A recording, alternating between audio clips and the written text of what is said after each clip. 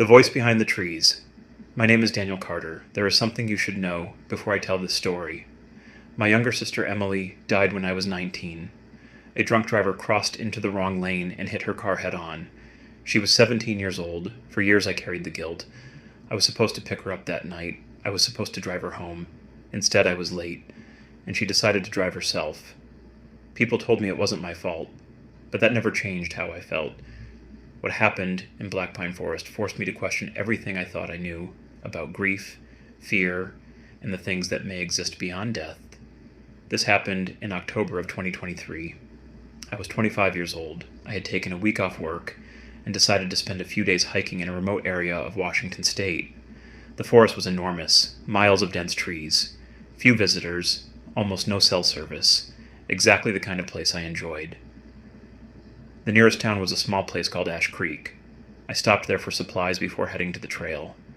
While paying for my food, the elderly cashier noticed the hiking map sticking out of my backpack. "You're going into Black Pine, he asked.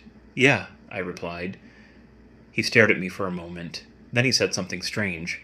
"If you hear somebody calling your name out there, don't answer." I laughed.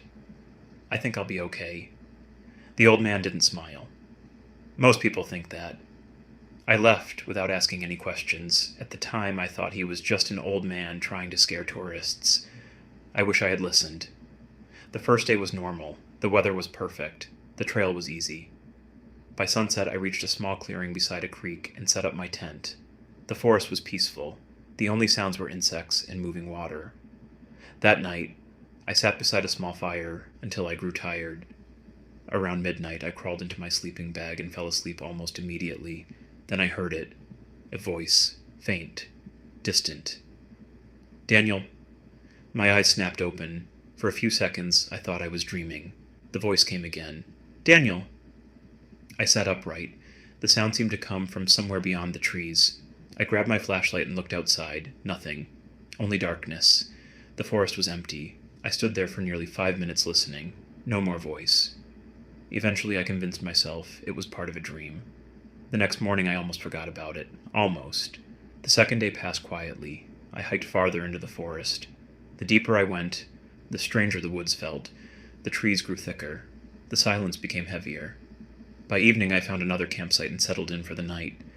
Around 2 a.m., I woke up again. This time, I knew exactly why. The voice. "Daniel." The sound was clearer now, closer. My heart began to race. I stepped outside. The forest stood motionless around me. Then the voice spoke again. "Daniel, please." The breath caught in my throat. I recognized the voice. Emily. It sounded exactly like my sister. Exactly. Every word, every tone, every detail. Impossible. I backed away from the trees. "No," I whispered. The voice immediately stopped. The silence that followed felt unnatural, as though something was waiting, watching. I barely slept for the rest of the night.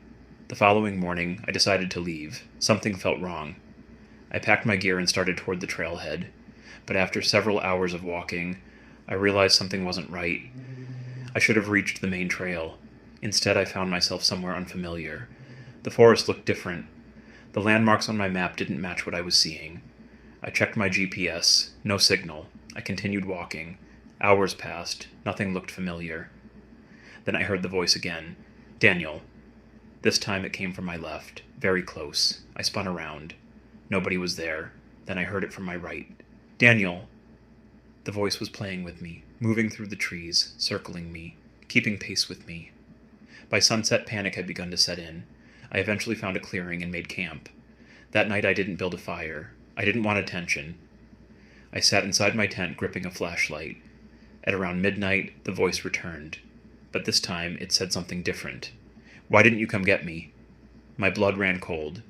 Only Emily could have known why those words terrified me, because they reflected the guilt I had carried for years. I never told anyone that. Not my parents, not my friends. Nobody. Yet the voice knew. Tears filled my eyes. For a moment, I wanted to answer. I wanted to believe. I wanted to think Emily was somehow alive. Then I remembered the old man's warning, "Don't answer." So I stayed silent. The voice continued. For hours, it cried, it begged, it pleaded. Sometimes it sounded angry. Sometimes it sounded heartbroken. Eventually, near dawn, it stopped. The next day I stumbled upon something strange, an old stone marker hidden among the trees. It looked ancient, weathered by decades of rain. Names had been carved into it, dozens of names. Underneath them was a sentence. They followed the voice. I stared at the words for several seconds, then I noticed something else. The most recent name had been carved only a few years earlier. Somebody had added it recently. A chill ran through my body. I left immediately. That evening the weather changed. Fog rolled through the forest. Visibility dropped to almost nothing. The world became gray and silent. At around 11 p.m. I heard footsteps outside my tent. Slow, deliberate. Crunch, crunch, crunch. They circled me, again and again. Then the voice returned. Only now it wasn't outside, it was right beside me. Daniel. I froze. The sound came from inches away, just beyond the fabric of the tent. I couldn't breathe. Daniel. My flashlight shook in my hands. Then I heard another voice, my own voice, from outside. Emily? The terror that hit me is impossible to describe. Something out there wasn't just copying my sister, it was copying me too. I remained frozen until sunrise. The moment daylight arrived, I ran. I didn't care where, I just ran. Hours later, I finally reached a forest road. A search and rescue truck found me shortly afterward. The ranger who picked me up said something that still haunts me. You aren't the first person. I looked at him. What do you mean? He hesitated, then answered quietly.